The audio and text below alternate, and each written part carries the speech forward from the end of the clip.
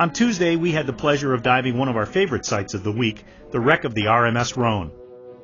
The Royal Mail steamship Rhone was commissioned for the Royal Mail Packet Company in 1865 to carry mail and passengers from England to the Caribbean. More than 300 passenger cabins were included within her 310-foot length. Her design was unique, for she had both sail and steam power with one of the first steam-driven cast propellers. Captain Woolley decided to anchor in Peter Island's Great Harbor due to an outbreak of yellow fever in St. Thomas. On the morning of October 29, 1867, he awoke to barometers falling fast.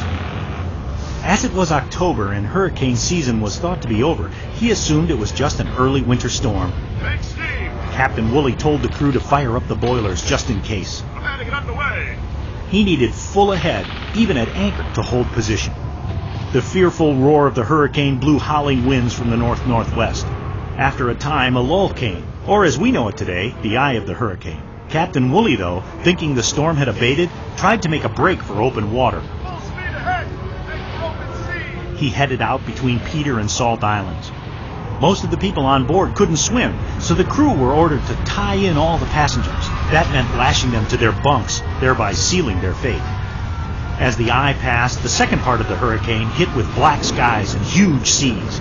Captain Woolley, like all good English captains, had a cup of tea with a dash of rum, stirring it with his silver spoon as he navigated his ship through the channel. Scotty, we need more power! Aye, Captain! The rain was blinding, so he went on deck to get a better look when a large wave came and washed him off the bridge. And overboard! He was never to be seen again. His engraved silver spoon remains encased in coral on the site as a reminder of his last cup of tea. With the increasing wind and high seas, the Rhone was slowly pushed toward the rocks and finally slammed into Black Rock Point.